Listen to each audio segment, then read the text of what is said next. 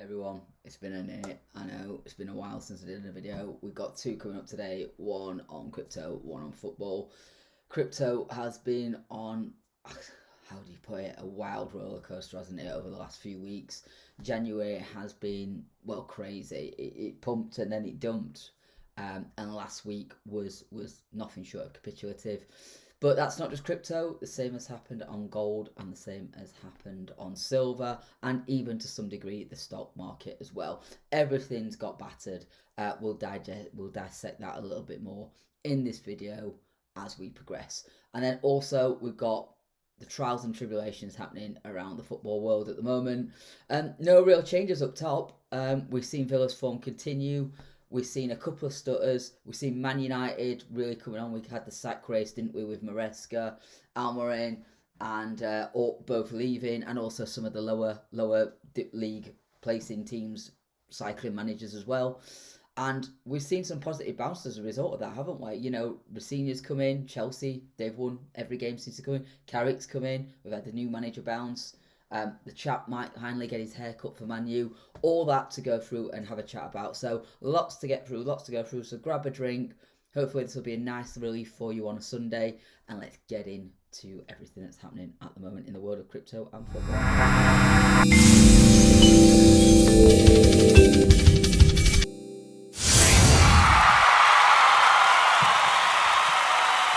Hey everyone, welcome to our football update. It's been quite a while and what a time we've had. We missed out on reporting on the sack race that happened. So, you know, Chelsea and Man United electing to change their manager. Rosenior coming in and having a really positive reception, but only matched equally by Michael Carrick, who has done wonders, it can only be said, at Manchester United and really turned that team around with some fantastic results at late, including the most recent 2-0 victory against Tottenham yesterday in the early kickoff. So let's go through some of the results. Look, Arsenal are on the rampage, aren't they? Defensively, absolutely sound. Look on point. They had a little bit of a wobble, but other teams did. And I think traditionally, when Arsenal have had the wobble, other teams have not and been consistently good. We've not had that this season. I think it's been one of them leagues where, and one of those seasons where anybody can literally beat anybody on the day. We normally see a big breakout. That's kind of happened, but not so much. And we'll see that when we look at the table. Let's just reflect on the results from yesterday.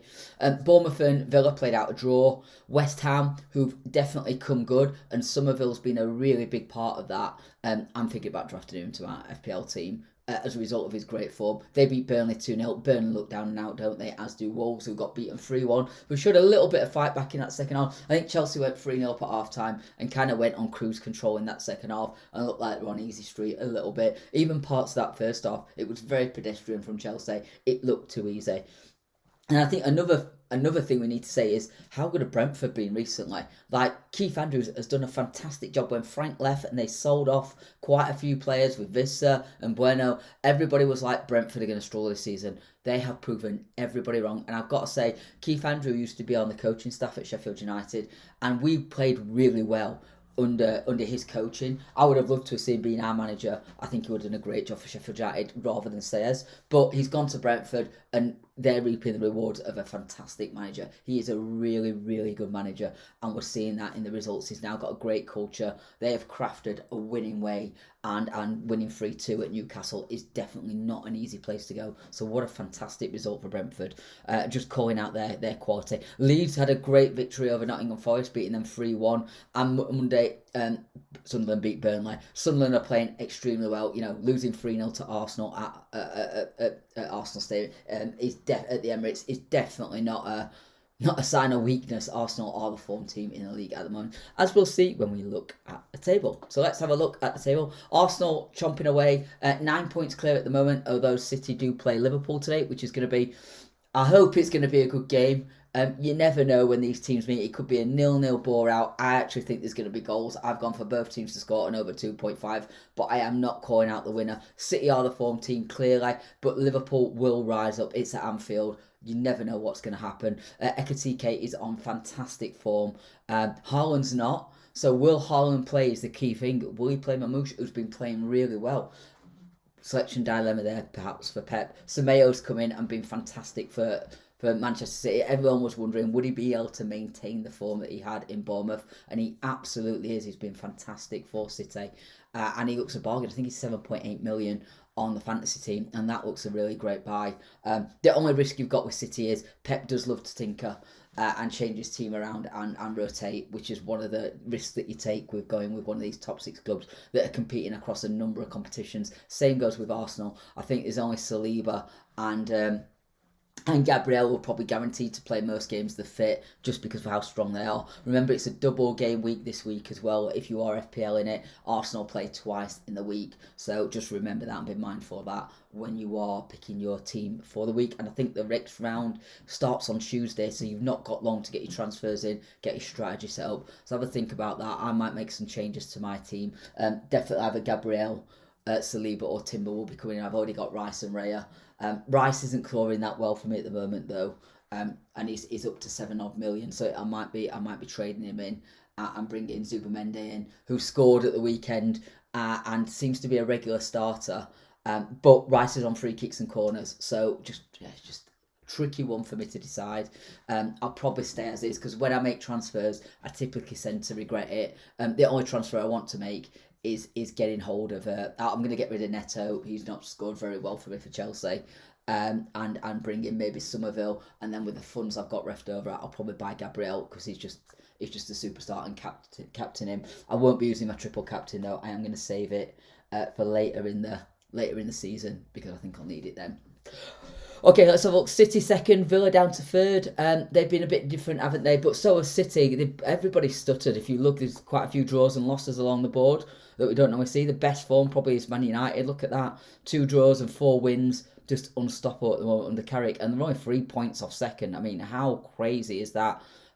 All the criticism Man U received, and they're in the Champions League spots. And look, the form team at the moment, the goal difference also pretty good. Not as good as, but better than Villa's. And Villa look to be stuttering at the moment. I suspect Villa might fade off, and I think Man U will take that place. Again, Liverpool have to get a result really today, don't they, against Villa, against City, if they really want to make a top 4 move. They're running out of games, and they need to start gaining against other teams if they are going to break into that top 4. Lots of pressure. Look at Brentford, 7th, 39 points, level with Liverpool, looking really strong and on form at the moment. Yes, they've lost 2, but they've been on terrific form and got some very, very good results recently. Everton again quietly go about the business, don't they? In the Moyes, they're 8th. Sunderland doing, exceeding expectations, I think you've got to say. Only 3 points off that 6th place position. You wouldn't have had them on your bingo card, would you, at the start of the year? So that's just phenomenal for them. Swansea have just taken the lead against Sheffield Wednesday, by the way. Yep, let's go down to the bottom of the table. Newcastle 12 is quite a surprise, isn't it? And Tottenham 14, struggling again for a second successive season. And Palace, what has happened to Palace? They were right up there. And they just seem to have dropped off. I think Glasner's announcing his sort of resignation and leaving has definitely put them, has definitely had an impact. They played Brighton in what is a derby today, and look at how far down Brighton. It's so surprising, this league, isn't it? But it just shows you how competitive the Premier League is at the moment. Burnley and Wolves, unfortunately, I think they're down, aren't they? It's going to take a miracle for either of them to recover, especially when you look at how the form has picked up from Forest and from West Ham of late. So I think when you've got teams on form and teams that are struggling, you've pretty much doomed. So I think we're right off Burnley and Wolves. It's very competitive for that last place though. With Sunderland doing so well, I think they've more or less 36 points should guarantee them Premier League safety. I think, but it may go to a record level. So we've got West Ham, Forest, maybe even Leeds, but they got a great 6-point victory against Forest that's really given them a bit of a 3-point cushion there and a much better goal difference. So interesting. Palace played Brighton today. They're going to be looking at the show. There's only 6 points between Palace and West Ham. You would not, when I was doing these videos earlier in the year, early in the season, sorry, I was like, Palace are bombing, but I think playing in Europe, playing the cup competitions, they don't have a huge squad, and perhaps that's having an impact on them as a result. So that's where we are with the Premiership. Let's move into the Championship and just do a quick debrief. As I said, Swansea 1-0 up against Sheffield Wednesday. no surprise there, is it? Sheffield Wednesday are really struggling. They're probably going to lose every game this season. Fair play. I'm not a Sheffield Wednesday fan, as you know. I'm a Sheffield United fan, but their fans have been brilliant. They continue to turn up to games and continue to support their club through what is a horrendous time. We've got the derby in a couple of weeks. We're going to need those points, and we need some goals, because we'll see in a minute just how important it is for Sheffield United. Hull surprisingly lost to Bristol City. Goalfest there, wasn't it? 3-2. Leicester had a man sent off, and they're in real trouble now, losing to Birmingham. Southampton beat Watford. They've picked up points, and definitely Norwich are the form team at the moment, aren't they? Really picking up. Ipswich got a great result against Derby County. Derby had a man sent off, which probably constituted that. Portsmouth and Preston, no surprise, it was very little goals, Preston edging it. And same with West Brom and Stoke, that was definitely a guaranteed under 3.5 or under 2.5 goals, wasn't it? They are not scoring teams. Charlton and Queen's Park on Friday was a very, very disappointing 0-0 draw. And Millwall continue their fantastic form with a very good result against Wrexham, who are normally very strong at home and always score. So for them to have kept a clean sheet is pretty good going for Wrexham there. Okay, let's have a look at the Championship table and where we are there. So we can see that Coventry have definitely stuttered of late. 2 losses and a draw to 10-man Oxford. They couldn't even muster a goal, and they end up with a 0-0 draw against Oxford, which is a very poor result for top of the league. They do seem to be struggling. Middlesbrough take on Sheffield United at Bramall Lane on Monday night, so they didn't play yesterday. But again, if they win, they go top. What an incentive for them, and they've been on fantastic form. 5 straight wins. It's going to be a very tough game for Sheffield United, but we do have a good record against Middlesbrough at home. Ipswich again another form team, but look at the difference. You've only got 6 points between first and fifth. That is last season it definitely wasn't like that. You had 3 teams pulling away at this time, didn't you, with Burnley, Leeds and Sheffield United? Not the case. It is wide open, absolutely wide open, and so too are those playoff positions. 47 points for Wrexham. Arguably, you could even say down to Sheffield United, who are 8 points behind them with a game in hand. Arguably, you could say that, it's not unrealistic to say someone from 16th could make a charge right up there. But you need that end of season form. We always see one team just go on the rampage and get to that playoff position. That's what I think that 6th place is going to look for. Maybe even Hull might drop out. The last 2 games haven't been great, but they have been on a really great streak, haven't they? So definitely no surprise there with their form. So look, I think Ipswich will be up there. I think Millwall will be up there. Hull and Wrexham, we'll have to see. They form could go up or down. Preston had a stutter, but they seem to have come back now. Same with Bristol City. Derby had some good form. They've had some poor results recently. Look at Birmingham's form. I mean, that is good form. No defeats in 6. So they've been picking up points from every game. That's what you need to do. That's the sort of just grind that you need to get on. Watford did do well, but have stuttered again. Same with Queen's Park Raiders. Same with Stoke. They're putting a good bit of form in. Southampton last 4, won 3 of the last 4. Good form. I think Swansea will probably get that result today. That'll put them up to 43. Makes it very competitive around that angle, doesn't it? Between 12th to 14th. And then obviously Sheffield United play tomorrow, but against Middlesbrough, who are arguably the form team in the division at the moment. So that is going to be a very tough game. But they need to start picking up points. Otherwise, the playoffs are looking like not going to happen. But I guess where we were early in the season, I think staying up is probably been a miracle, actually, when you looked at us. We were rooted with Sheffield Wednesday. Obviously, look at Sheffield Wednesday, -6, bless them. Lost every single game.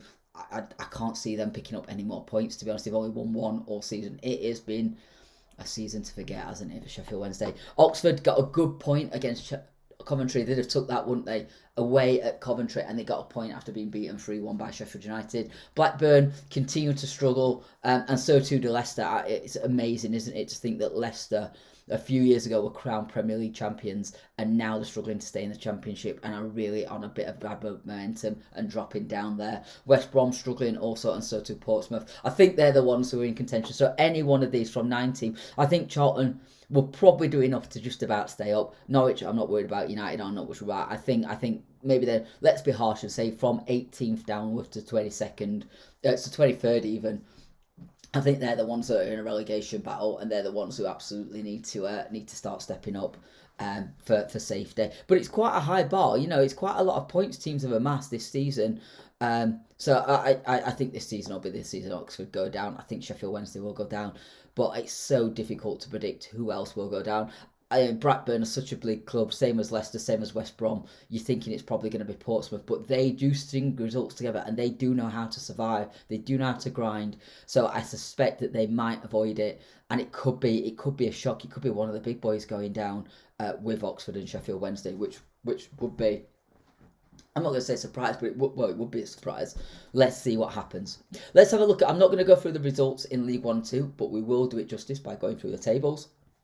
League 1, we're seeing Cardiff and Lincoln leading the way in those divisions, with Bolton coming up third. Some great form from the top three, well, top four arguably, even Stockport. They look to be pulling away, so it's any one of those top four, I think. Huddersfield are too inconsistent to be up there, in my view. Bradford, I don't think have got strong enough to get up there. Luton, I might expect make a late playoff charge. Who knows? But that's about it. I think you've got a lot more out of all leagues and divisions. I think the top four here is pretty much set, and they will be competing for that place. But I think Lincoln and Cardiff have already pulled away quite a bit. It will take a monumental slip up for them to lose out, particularly when you look at their form. The top six's form has just been fantastic of late. Mansfield have picked up good form, though. I think it's worth noting that they've not lost in the last 6, although arguably it's been 4 draws. They are the draw specialists of the division. Looking at form, Leyton Orient were on a big bounce, but they've dropped off at least, and so too have not Northampton. Doncaster have pulled some form together and got themselves out of relegation places, which has brought Wigan back in there. Rotherham have picked up form again. It's really tight, isn't it? It looks like Port Vale are down, but you look at Rotherham, Wigan and Burton, it's so tight, isn't it? From 17th maybe, I think Plymouth are probably out of it now, but 17th down to 23rd, it's anybody's game there, isn't it? There's only 2 points separating 17th from 23rd. That's insane. A very competitive league, isn't it? League 1 at the moment. It is tough when you're down there to get out of it, actually. It's a really tough league. And same with the Championship. It is incredibly competitive. Going on to League 2, we can see that Bromley are top. They've pulled some fantastic form, but not as good as Notts County. Look at Notts County. 6 wins on the bounce. They are the form team on rampage. Swindon have won the last 3, looking good. Milton Keynes Dons have pulled some form together. And Cambridge were doing really well. And they were my ACCA pick. And what happens? They play bottom of the league and they fucking lose. That's football. Don't bet on the lower leagues. You're hiding to nothing. Tranmere's form's been atrocious, lost the last 6. Barrow are down there, lost the last 5. Look at these, there's some patterns emerging, but it means nothing. Look, they've lost so many on the bounce, and then they go and play 3rd in the league and win. It's crazy. It's crazy. Anything can happen on day. And I say 3rd because I think they were 3rd up until the weekend. And same with Salford, they lost to Accrington 1-0. Just insane, this league. Anybody can beat anybody, apart from Bromley's on great form and Notts County are on great form. They're the 2 teams to watch in League 2. Now, just turn our attention to the Champions League. It was what a finish to the Champions League. Did anybody see that? The keeper from Benfica coming up in the last minute to score against Real Madrid and put them into a playoff. They're playing a knockout round now against Real Madrid. So Mourinho worked his magic, did his usual, and they're playing Real Madrid. Be really interesting, won't it? Galatasaray play Juventus, Borussia Dortmund play Atlanta, Paris Saint-Germain against Monaco. What great games these are. Bryan play Newcastle, Glimt play Inter, Club Brugge against Atletico Madrid, and Olympiacos against Bayern Leverkusen. So we've got some fantastic games happening. It's gonna be a roller coaster, isn't it? It's gonna be a roller coaster over 2 legs, taking place not next week but the week after. And then we'll get the next draw round to see where we're at in that one. So yeah, really interesting game. Some very, very tight calls. You're probably thinking Real Madrid, Juventus, Paris Saint-Germain. Monaco are a good team, but I still think they'll do it. I can't call that one because Dortmund are so indifferent at the moment. That's a tough one. Quarabang are not to be sniffed at, but I think Newcastle will have too much strength and do it. I think Inter will do it against Glimt, but they've pulled off 2 amazing results, beating Manchester City and Atletico Madrid. Do not write off Glimt. They are the surprise package. Leverkusen, you've got to think will beat them. You've got to think Atletico will beat Club Brugge. I think that's it, isn't it? I've gone through them all. So yeah, I think it's, if I I've got a bet on today. If I win some money, I'll probably put some money on qualification for some of these teams making it through to the next round, because I think that will happen, irrespective. Okay, that rounds up our football summary. We've brought you right up to date, up and down the leagues, up and down the country, and including the Champions League. Hope you have a great weekend. Enjoy the football today. We've got 2 matches taking place today. We've got Brighton against Crystal Palace at 2 o'clock, and then the big one at 4:30 GMT. You've got Liverpool taking on Man City, which hopefully will be a great game. And let's hope they don't 0-0 out. We want goals. We want entertainment. The Premier League is the best league. Let's hope we see the best of it today. Have a wonderful rest of your weekend, and I will catch you all at some point in the future. Have a good one, everyone.